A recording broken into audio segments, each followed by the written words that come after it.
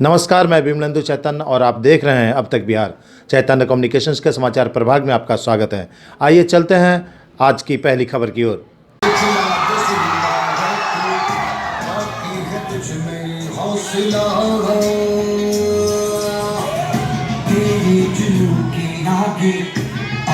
बहुत अच्छा लग रहा है आप लोगों को।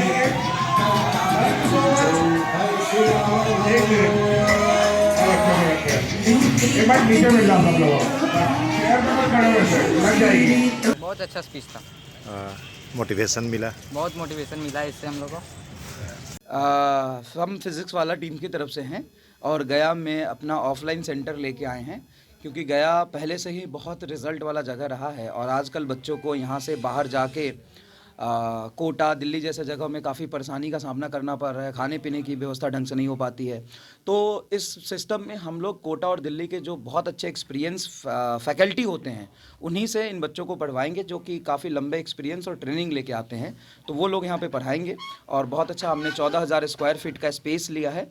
ग्रीनफील्ड स्कूल नूतन नगर में है, वो हमारा एड्रेस है। और इसी कमिंग सेशन में हम लोग 8, 9, 10th और 11, 12th और ड्रॉपर की पढ़ाई स्टार्ट कर रहे हैं, जो कि काफ़ी हाईटेक स्मार्ट क्लासरूम बना रहे हैं हम लोग, जिसमें डिजिटल बोर्ड होता है, डिजिटल पैनल होता है और अच्छी टीचर्स, अच्छे टीचिंग, अच्छा मटेरियल और बढ़िया इन्वायरमेंट हम लोग बनाना चाह रहे हैं कि एक ही परमाइसिस में बच्चा जब घुसे तो उसकी अच्छी पढ़ाई हो, अच्छा उसको इन्वायरमेंट मिले, अच्छे से पेपर दे, अच्छा डिस्कशन हो, अच्छे उसके डाउट टीचर हो और बहुत अच्छी पढ़ाई हो। ये हमारी कोशिश है। ऐसा हम इंडिया के 100 से ज़्यादा शहरों में कर चुके हैं। तो सौभाग्य की बात है कि गया में हम आए हैं। गया तो वैसे ही ज्ञान की धरती है।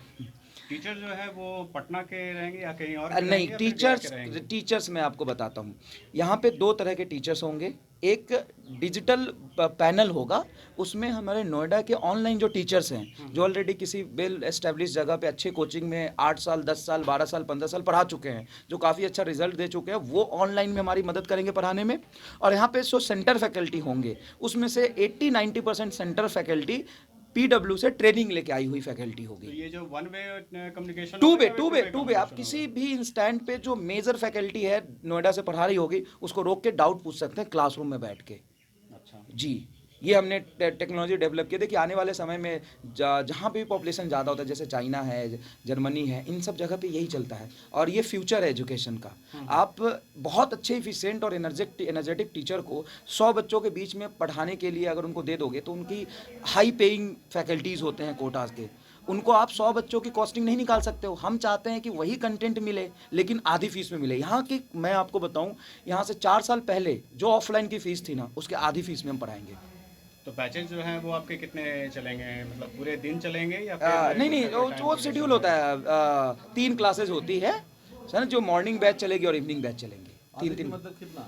हाँ आधे की मतलब अभी जितना मान लीजिए 1 लाख चल रहा है अभी। हाँ, 1 लाख चल रहा है तो हम उसको 45,000 से कम में पढ़ाएंगे। हाँ, मतलब 1 लाख अभी नहीं चल रहा है। हम कह रहे हैं कि 1 लाख चलता था 5 साल पहले, उसकी आधी फीस में। अभी जितना चल रहा है उसका तो 1/3 हो जाएगा। क्या चल रहा है अभी? अभी मार्केट में जो 1 साल का फीस होता है जनरली 1,20,000, 1,30,000 होता है। गया की छोटे शहरों में मैं बात करूँ, कोटा वोटा में तो और ज़्यादा होता है। तो हमारी जो फीसेज हैं कुछ 45 या 42 के अराउंड आएगी पूरे 1 साल की। अच्छा, उसमें भी सुनिए हम क्या क्या देंगे। उसमें ऑनलाइन टीचिंग देंगे, ऑनलाइन मतलब क्लास में बैठ के उस टीचर से डाउट पूछ सकते हैं आप। दूसरा, हम आपको कंटेंट देंगे पूरा। तीसरा, हम आपको यहाँ पे सेंटर फैकल्टी देंगे, उसमें सारे डाउट डिस्कशन प्रोग्राम अवेलेबल होगा। अच्छा, हमारे पास जो मैं अगर बताऊँ, नीट में 20 लाख बच्चे बैठते हैं ना, जो बच्चे यहाँ पे इनरोल्ड होंगे और टेस्ट देंगे, वो 6 लाख बच्चों में से अपना रैंकिंग देख पाएंगे, क्योंकि हमारे पास नीट के 6 लाख बच्चे इनरोल्ड हैं। तो हम AITS कराएंगे, वो सारी फैसिलिटी उन बच्चों को मिलेगी सिर्फ इतनी ही फीस में। लॉन्चिंग सेरेमनी पे कौन कौन लोग आए और क्या क्या? लॉन्चिंग सेरेमनी पे यहाँ पे जो सेंट्रल यूनिवर्सिटी है उसके रजिस्ट्रार साहब आए थे, 2-3 यूनिवर्सिटी के अच्छे प्रोफेसर्स आए थे और काफ़ी कुछ उन्होंने बच्चों को बताया, जिससे बच्चों को और हमें दोनों को बहुत सीखने को मिला। मतलब बहुत अच्छा लग रहा है मुझे आके। और बड़े गया के लोग शांत और अच्छे व्यवहारिक हैं, तो बहुत अच्छा लगा। मैं आता रहूँगा और बच्चों से भी मिलता रहूँगा ऑनलाइन के थ्रू। मैं यहाँ पे बहुत बच्चों को पढ़ाता हूँ। 35,000 बच्चे ऑलरेडी हमसे जुड़े हुए हैं यहाँ पे गया डिस्ट्रिक्ट स्टूडेंट्स के। के लिए आपका मोटिवेशनल स्टेटमेंट क्या रहेगा? मोटिवेशनल स्टेटमेंट ये है कि इतिहास कोई जन्म से बहुत इंटेलिजेंट बच्चा ही नहीं रचता है। कोई एवरेज बच्चा भी है, मेहनत करके वो आगे निकल सकता है। बस ज़रूरत होता है तो मेहनत कुछ लंबे समय तक पेशेंस के साथ करने की। इतिहास आप बदल सकते हैं। आप अपने आप को डिस्ट्रैक्शन से दूर करके बंद कमरे में बहुत अच्छे कुछ समय लगा कर मेहनत करिए बस। हाँ, मेरा नाम मनीष राज है। मैं यही मोतिहारी डिस्ट्रिक्ट के बिहार से ही बिलोंग करता हूँ। काफ़ी लंबे समय तक मैंने कोटा में पढ़ाया है और पीडब्ल्यू को हमने ही शुरू किया था अलग सर के साथ मिल के। हालांकि मैं स्टार्टिंग का ही मेंबर हूँ पीडब्ल्यू का, मतलब फाउंडर तो नहीं हूँ, लेकिन हाँ, हम लोग साथ मिल के, हमारा विज़न था, हम लोग साथ मिल के ही पीडब्ल्यू को शुरू किए थे 2020 में, जब हम 10 लोग थे, खुद ही सारा काम करते थे। और आज फिज़िक्स वाला में कुछ 13,000 से ज़्यादा लोग काम करते हैं, यूनिकॉर्न कंपनी बन चुकी है और बच्चों को हर तरीके से हम लोग हर एंड पे जाके मदद कर रहे हैं। आज गणतंत्र दिवस के इस शुभ अवसर पर हम सभी देशवासियों को हार्दिक अभिनंदन और धन्यवाद ज्ञापित करते हैं। चूँकि हम एक शिक्षण संस्थान के प्रमुख हैं और शिक्षण संस्थान वैसा पाठशाला है जहां से देश के निर्माण के सारे रास्ते खुलते हैं। हम कामना करेंगे, अपने लोगों से आग्रह करेंगे कि आप देश का जो संवैधानिक व्यवस्था है उसकी रक्षा करें ताकि देश विकास के पथ पर अग्रसर हो। इसमें अनेक प्रकार की बाधाएं आएगी, उन बाधाओं को हम सबको मिलजुल कर संघर्ष करके दूर करना है ताकि देश के विकास का मार्ग प्रशस्त हो। आज 75वां गणतंत्र दिवस के शुभ अवसर पर गया के मोहल्ला भटभीघा में महादलित टोला सामुदायिक भवन में आज हम झंडा तोलन का कार्य किया है और भारतीय जनता पार्टी के पश्चिमी मंडल अध्यक्ष, पश्चिमी मंडल महामंत्री और भारतीय जनता पार्टी के कई नेता साथ में रह करके झंडा तोलन किए हैं और पश्चिमी मंडल के साथ रहे अशोक गुप्ता जी प्रभारी हैं, सुधीर सिन्हा जी भारतीय जनता पार्टी के वरिष्ठ नेता हैं और तमाम एक मेरे 23 वर्षों से मिले हुए श्यामदो सद्दा जी से आज मिल करके बेहद खुशी हुई है। हम लोग 23 साल पहले 2000 के फरवरी में फुटबॉल मैच खेले थे। आज बेहद खुश हुआ कि आज हम लोग एक साथ दोनों भाई मिले, बहुत अच्छा लगा। और भटभीघा महादलित सामुदायिक टोला में जो झंडा तोलन हुआ है, यहाँ के तमाम नागरिक, तमाम मोहल्लेवासी सब मिल करके हम लोग आज झंडा का यहाँ 75वां गणतंत्र दिवस मनाए हैं और ये कामना किए हैं कि 2024 में हमारे भारत के प्रधानमंत्री नरेंद्र भाई मोदी जी फिर से हैट्रिक प्रधानमंत्री बने और 2025 में भी हम लोग संकल्प लिए हैं कि हमारा बिहार में अपनी सरकार भारतीय जनता पार्टी की हो। मेरा नाम संजय रविदास हुआ, भारतीय जनता पार्टी के क्षेत्रीय प्रभारी, अनुसूचित जाति मोर्चा, गया, बिहार। आज भाजपा नगर पश्चिमी मंडल में स्थान भटभीघा में झंडा तोलन का कार्यक्रम रखा गया है। इस झंडा तोलन के मुख्य अतिथि हमारे भारतीय जनता पार्टी के क्षेत्रीय प्रभारी भाई संजय रविदास जी थे, सुधीर जी हैं और हमारे जिला से आए किसान मोर्चा के उपाध्यक्ष सुरेंद्र यादव जी, मंडल के अध्यक्ष गौतम वर्मा जी, महामंत्री मनोज चंद्रवंशी जी, हरी यादव जी, अनुसूचित जाति मोर्चा के मंडल के अध्यक्ष आपको शिवा मांझी जी, सारे कार्यकर्ता और यहाँ के जनता लोग के साथ मिलकर हम लोग 75वां गणतंत्र दिवस मनाने का काम किए और इसी के साथ भारत के प्रधानमंत्री नरेंद्र मोदी जी को हम लोग कार्यकर्ता एक साथ रहकर ही अगर फिर से भारतीय जनता पार्टी की सरकार बनाएंगे। भारत माता की वंदे मातरम। ईशान हो झंडा तिरंगा हाथ सवार के जान हो, संगम शिकस के ही बातें ईशान हो झंडा तिरंगा हाथ सवार के शान हो। होली दुश्मन में तब जय हिंद बोल। तूफान का रुख जो मोड़ दे ऐसा दम रखते हैं ये दुनिया वाले न पड़ता। इस अवसर पर कहना चाह रहे हैं कि यह हमारा देश, इसको आज़ादी 76 वर्ष हुआ और इस आज़ादी लेने के लिए बहुत से देश के कुर्बानी फांसी पर हंसते हंसते चढ़ गए। सरदार भगत सिंह, सुखदेव सिंह, चंद्रशेखर आज़ाद, उनकी देश की आज़ादी ने महानता है और जब तक इस पृथ्वी रहेगा तब तक बहादुरों को देश की आज़ादी करने में महत्व रहा है। हम भी उनको चाहते हैं कि उनके नाम स्वर्ण अक्षरों में हर चौराहा पर रहे। आज़ादी के जो मुख्य उद्देश्य है, सब एक दूसरे से प्यार करें, प्रेम करें, आपसी में कोई मतभेद हो तो प्रेम कर ले, नफरत मत पैदा करें। नमस्कार, जय हिंद। 75वां गणतंत्र दिवस है।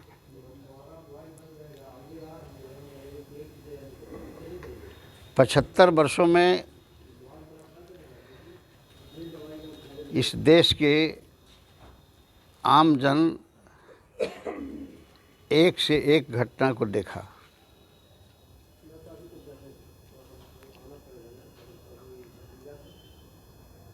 इस अवसर पर या स्वतंत्रता दिवस 15 अगस्त के अवसर पर, इस अवसर पर गणतंत्र दिवस के अवसर पर और स्वतंत्रता दिवस 15 अगस्त को जो मनाया जाता है, राष्ट्रगान गाया जाता है। जन गण मन अधिनायक जय हो, भारत भाग्य विधाता।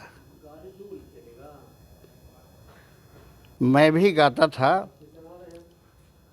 अब ये गाना जब शुरू होता है तो मेरी आवाज़ चुप हो जाती है।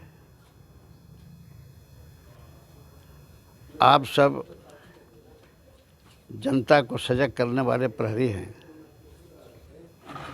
जब इसका माने हमने लोगों से पूछा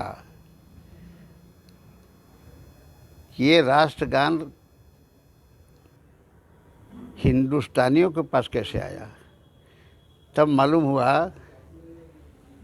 कि जिस शासन से मुक्ति की राह लोग दिखा रहे थे हमारे पुरखों ने,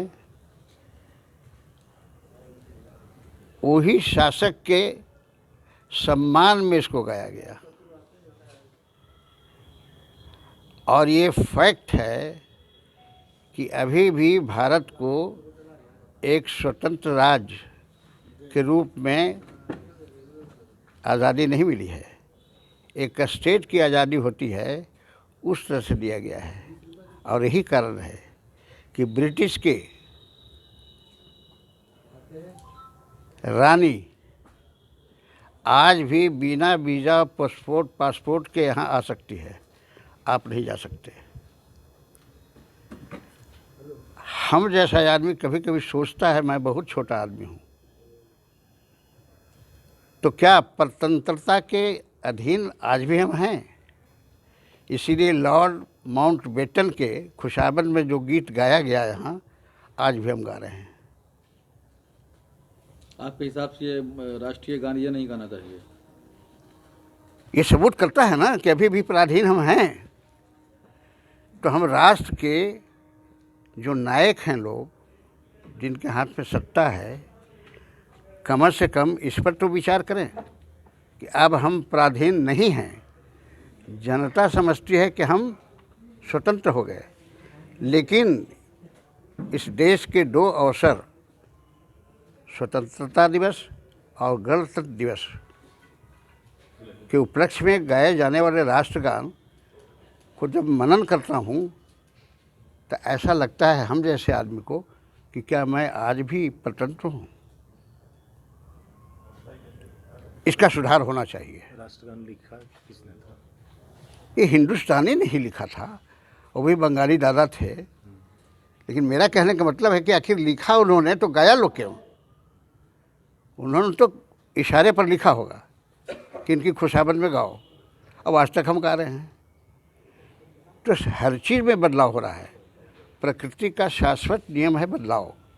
ये बदलाव कब होगा? तब्दीली होनी चाहिए आपके हिसाब से? मेरे हिसाब से ये होना चाहिए। और मैं राष्ट्र के नायकों को, जिसके हाथ में सत्ता है, मैं उनसे गुजारिश कर रहा हूँ कि इस पर विचार करें। और आज गाने की ज़रूरत अगर है तो इस देश को स्वतंत्र करने या स्वतंत्रता के पहले भी हमारे पुरखा थे जिन पर एक से एक अत्याचार हुआ, लेकिन उन्होंने नहीं माना। साहू जी महाराज, शिवाजी महाराज, सावित्रीबाई फूले, ज्योतिबाई फूले, बाबा साहेब, नेहरू, राजेंद्र बाबू जैसे हस्तियों के लिए अगर राष्ट्रगान हो तो एक समझ में बात आती है।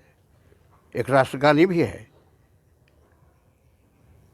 सबसे प्यारा हिंदुस्तान हमारा, सारे जहाँ से अच्छा हिंदुस्तान हमारा।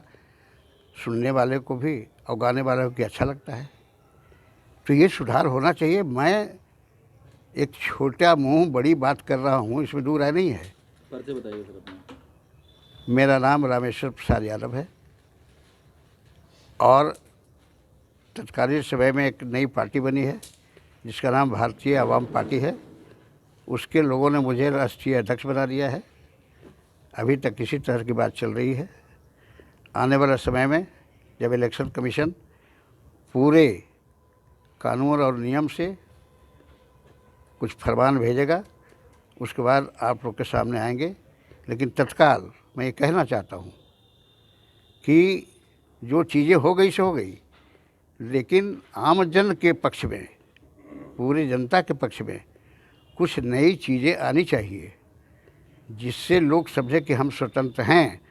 मुझे अभी पता है, मैं इसलिए बोल रहा हूँ, और जब से मुझे मालूमात हुआ कि ये देश को, एक स्टेट को जैसे स्वतंत्रता मिलती है उस तरह से दिया गया है। भारतवर्ष एक राष्ट्र है और उसे स्वतंत्र बनाया गया, ऐसी बात नहीं है। ऐसे परिस्थिति में हम एक गुजारिश कर रहे हैं, आग्रह कर रहे हैं, निवेदन कर रहे हैं राष्ट्र के सत्ताधारियों से कि इस पर विचार करें कि आखिर ऐसा क्यों, आज भी क्यों, और न जाने कितनी पीढ़ियां आएगी और इसी तरह से लोग करते जाएंगे। अभी हमारे पास बैठे हैं आचार्य नवीन जी, जो मानव कैसे मानव बनेगा और कैसे ये भ्रम में जो लोग स्वार्थ में और अपने आप में लोग इस धरती से भी लगता है जुदा होने जा रहे हैं, उस पर हम चाहेंगे कि आप लोग उनसे थोड़ा सा विचार लें, उनके विचार को फैलाएं। तो हम नवीन जी से आग्रह करते हैं कि वो आवें और अपने विचार को दें। आज हम लोग गणतंत्र दिवस मना रहे हैं ना। भारत में हम लोग 1950 से लेकर आज तक जो गणतंत्र दिवस की खुशहाली के रूप में हम लोग हर 26 जनवरी को मनाते हैं। ये इसलिए मनाते हैं कि इस दिन एक संविधान आया हमारे देश में, जिसमें ये अपेक्षा रही मानव जाति की, खास करके भारतीयों की, कि एक इससे राष्ट्रीय चरित्र उभरेगा, सभी को समानता से जीने का अधिकार के रूप में कुछ विधियां, कुछ व्यवस्थाओं की बात होगी। ये अपेक्षा बना रहा भारत स्वतंत्र हुआ उसके बाद से। तो संविधान से बहुत अपेक्षाएं रही कि एक मानवीय मूल्यों पे आधारित जो हमारी संस्कृति है भारत की, उसकी बातें होगी वहाँ, उसके अंतर्गत सारी विधि व्यवस्थाएं काम करेगी और जो स्वराज की कल्पना थी वो स्वराज आएगा। स्वराज का मतलब ही होता है कि स्वराज, स्व का मतलब होता है अपना, अपना का मतलब होता है किसी एक का नहीं, मानव मात्र का। तो अपना राज्य होगा। राज्य का मतलब कि राज्य का मतलब व्यवस्था है, राज्य करना, किसी को शोषण करने के अधिकार, और इस संदर्भ में नहीं हम कह रहे हैं कि राज्य।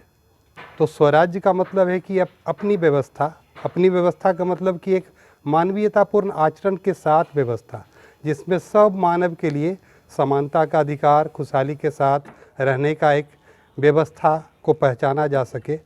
लेकिन ऐसा दिखा नहीं। भारतीय संविधान आने के बाद भी हम जो बात किए उसमें ये दिखा कि जहां हम कह रहे हैं कि समानता अधिकार है, वहां पे ही आरक्षण की बात हुई। जहाँ पे हम कह रहे हैं कि जाति धर्म अलग अलग नहीं है, हम सब एक हैं, वहाँ पे ही 1000 जातियों का नाम नीचे लिख दिया गया। जहाँ हम कहें कि हम बिल्कुल स्वच्छ होके वोटिंग करेंगे, वहाँ पे नोट वोट का दिखता ही है सारा मामला, जिससे हम सब 1 2 4 हैं। हम बिल्कुल इससे अनभिज्ञ नहीं हैं।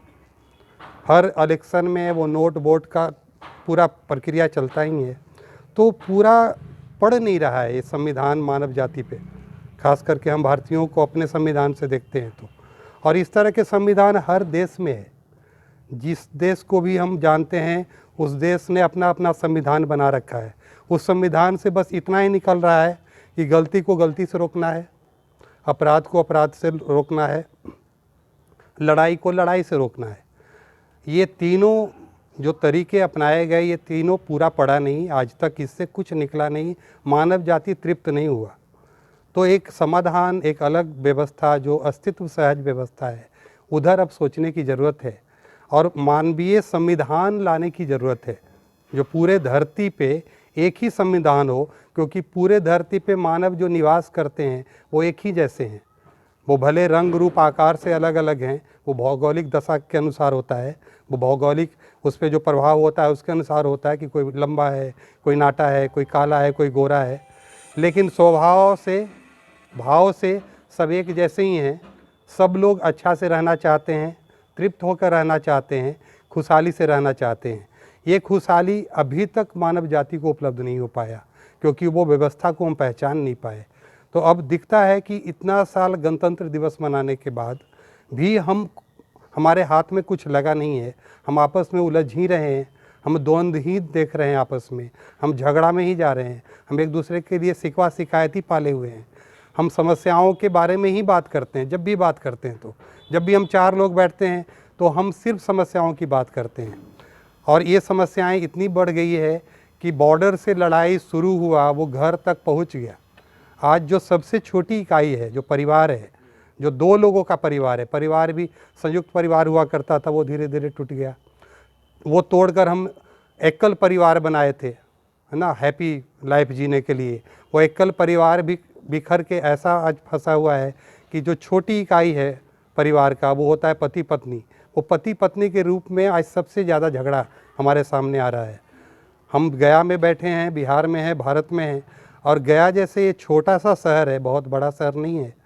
यहाँ पे हम एक दूसरे को सबको नाम से जानते हैं, इतना छोटा है ये, सबको पहचानते हैं, मोहल्ले के कौन हैं भैया हैं, कौन चाचा जी हैं। इस स्थिति में भी हम देख रहे हैं कि हमारे कोर्ट में हजारों बच्चे आज डाइवोर्स के लिए फाइल कर रहे हैं। शादी के 2 महीने के बाद कहते हैं कि अब साथ में नहीं रहा जा सकता है। इसका मतलब है कि हम संबंधों को नहीं पहचाने। तो हम बॉर्डर से लड़ाई शुरू किए थे, घर तक उस लड़ाई को लाए हैं। ये समझ में आता है कि हम मानव एक चीज़ को नहीं समझ पाए कि आपस में रहा कैसे जाता है। हम रहना नहीं सीखे, इसके कारण हम लड़ाई करते ही हैं और लड़ाई से रहने का कोई व्यवस्था खोजते हैं। तो अब ये दिख रहा है कि हम जो रहने का तरीका है कि आपस में वो सौहार्द बात करते हैं, शब्द केवल आया है, उसका अर्थ नहीं समझ पाए। तो सौहार्द रूपी, विश्वास रूप में जो आपस में जो तालमेल के साथ रहने की तरीका है वो कैसे आएगा, इसके लिए पूरा भारत में दर्शन है। भारत में कई दर्शनों की बात आती है, सब दर्शनों में ये जीने की बात कही गई है। अभी अभी हम लोग एक नया दर्शन जो 50 साल से पहले आया है, 50 साल पहले भारत में आया है, वो मध्यस्थ दर्शन। इसके संदर्भ में एक बात हम लोग कह रहे हैं कि जब तक मानव अपने आचरण को नहीं पहचानेगा, एक दूसरे के साथ रह ही नहीं सकता है। वो चाहे पति पत्नी के साथ, बच्चों के साथ, माता पिता के साथ, कभी भी वो रह नहीं सकता है प्रामाणिकता के साथ, खुशहाली के साथ। वो दूसरे में कुछ न कुछ गैप्स देखेगा ही, और देखेगा तो परेशान होगा। जब आचरण में आ जाएगा तो दूसरे को गैप देखकर भी उसको गैप को भरने की कोशिश करेगा। तो अभी तक ये दिखता है कि संसार में देखिए, प्रकृति में देखिए, नीम का पेड़ अपने आचरण में है, वो कड़वा है तो है, कभी मीठा नहीं हो जाता है। वो किसी देश में चले जाइए, आप इंडोनेशिया जाइए, अमेरिका जाइए, नीम का पेड़ कड़वा ही है तो कड़वा ही है। लेकिन आदमी का जब हम देखते हैं आचरण, तो वो सुबह कुछ बोलता है, शाम कुछ बोलता है। कल अच्छा अपने आप को दिखा रहा है कि हम सबसे सज्जन हैं, वो पल भर में दुर्जन हो जाता है। तो ये अभी तक दिखता है कि मानव का आचरण प्रमाणित नहीं हुआ। मानव का आचरण कैसे प्रमाणित होगा? तो वो चरित्र मूल नैतिकता के तल पे ही प्रमाणित होगा। चरित्र क्या है? तो चरित्र में ये दिखता है कि हम अभी भी पर धन, पर नारी, पर पुरुष, पर पीड़ा में ही लगे हुए हैं और पूरी ताकत से लगे हुए हैं। अभी हमको हमेशा बना हुआ है कि मेरे यहाँ सबसे ज़्यादा धन आ जाए। इस प्रक्रिया में पर धन में जाएंगे ही जाएंगे, किसी का धन दूसरे का धन मेरे यहाँ आएगा। तो अगर हम अपनी आवश्यकताओं को समझ के जिएंगे तो जितना धन चाहिए उतना मेहनत से कमा लेंगे और तृप्त रहेंगे। फिर अगर हम संबंधों को नहीं पहचान रहे हैं तो किसी नारी को शरीर रूप में देखते हैं तो पर नारी में हमारा ध्यान जाता ही जाता है, और ये सबसे बड़ा समाज के तल पे अव्यवस्था फैला रहा है जिससे हम सब पीड़ित हैं। तो अगर हमारी दृष्टि में पर नारी बना हुआ है तो हम कभी भी समाज के तल पे, परिवार के तल पे व्यवस्था से जी नहीं सकते हैं। तो यहाँ पे एक मानवीय संविधान की ज़रूरत है जो पूरे संसार के लिए ज़रूरत है, जो भारत से शुरू किया जा सकता है। ये भी बहुत मज़े की बात है और ये सौभाग्य की बात है कि हम भारतवासी ही इस पे बात कर सकते हैं और अपने दर्शन से कुछ निकाल के दे सकते हैं पूरे संसार को। इसलिए भारत को विश्व गुरु कहा गया है और ये है और अभी भी है, बस हम लोग थोड़ा इस पे ध्यान नहीं दे रहे हैं। तो पर धन, पर पुरुष, पर नारी और पर पीड़ा, हम लोग आज क्या कर रहे हैं? हम खुश होना चाहते हैं, ये हमारे स्वभाव में है। हमारे पास इतना ही आज बना हुआ है डिजाइन कि हम दूसरे को परेशान करके खुश होते हैं, इसमें हम पर पीड़ा में चले गए हैं। तो इसके जगह पे तत्काल शिफ्ट क्या होना है? तो थोड़ा ध्यान चला जाए तो पर धन के जगह पे स्वधन में आ जाएं, मेहनत मशक्क़त से कमा लें, 2 हाथ 2 पैर है, बुद्धिमान हम हैं, उतना कमा लें, वो पर्याप्त है हमारे के लिए। ये कैसे प्रमाणित होगा? अगर हम सापेक्षता में नहीं जाएंगे, निरपेक्ष होकर अपनी आवश्यकताओं को पहचान लेंगे तो बहुत छोटे में काम चल जाता है। हमारे लिए 1 गाड़ी की ज़रूरत है, अभी हमारे घर में 4 गाड़ी इसलिए है कि बगल वाले को देख के हम खरीद रहे हैं, नया नया मॉडल ला रहे हैं। क्यों? बगल वाला नया मॉडल ला रहा है, वो हमारी ज़रूरत नहीं है, वो हमारा देखा देखी में जा रहा है। अगर इसको हम रोक दें तो बहुत छोटे में काम चल जाएगा। तो पर धन से मुक्त हो जाएंगे। पर नारी, पर पुरुष से मुक्त कैसे होंगे? हम संबंधों को पहचानना सीख जाएं कि ये जो नारी शरीर है, ये जो पुरुष शरीर है, ये भोग करने की वस्तु नहीं है, उसमें भी जीवन है, वो भी अच्छा चाहता है, अच्छा से रहना चाहता है, तृप्त होकर रहना चाहता है। तो उस संबंधों को पहचानें। अब भारत में कितना अच्छा दर्शन है, संबंधों को कितना अच्छा सूत्रित किया गया है कि भाई और बहन का संबंध होता है, भाई के साथ भाई का संबंध होता है। कई आदर्श के रूप में, कई प्रमाण के रूप में हमारे सामने हैं भी, राम और भरत की बात आती है। हाँ, भाई बहन का भी कई एग्जाम्पल है जो प्रमाणित रूप में आता ही है। तो जब हम संबंधों को पहचानेंगे तो फिर मानव के साथ अच्छा से जी लेंगे। फिर पर पीड़ा में नहीं जाएंगे। जब संबंध ही पहचान लिए तो किसी को क्यों परेशान करेंगे? तो ये 3 से अगर हम मुक्त होके इसको रिवर्स में स्वधन, स्वनारी, स्वपुरुष, स्व में दयापूर्ण कार्य व्यवहार में अगर अपने को लगाएं तो हम मानव जाति सबके साथ उपयोगिता पूरकता विधि से खूब खुशहाली के साथ जी सकते हैं। यही एक सही संविधान होगा, यही सही गणतंत्र होगा, यही गणतंत्र को समर्पित एक अच्छा, हमारे द्वारा अगले भावी पीढ़ी को एक अच्छा उपहार होगा। इसी के लिए हम लोग गणतंत्र दिवस मनाते हैं। जी, मैं आचार्य नवीन गया में हूँ। अभी मध्यस्थ दर्शन में शोध कर रहा हूँ। 25 सालों से मैं इस शोध में लगा हुआ हूँ। मैं विगत के कई महापुरुष हमारे हुए, जैसे श्री राजीव दीक्षित जी, उनके साथ कई साल रहा और बहुत सारे हमारे गुरु जी लोग हुए। मैं कई जगह पे भ्रमण किया हूँ, पूरा भारत में अभी भी जाता हूँ, गुजरात, मध्य प्रदेश, छत्तीसगढ़। तो मेरे जीवन का एक यही उद्देश्य है कि ये मानवता कैसे स्थापित हो, और हमारे जैसे बहुत सारे लोग हैं, मैं अकेले नहीं हूँ। तो इस काम में मैं लगा हुआ हूँ, आप सबके साथ अभी गया मैं हूँ। तो धन्यवाद।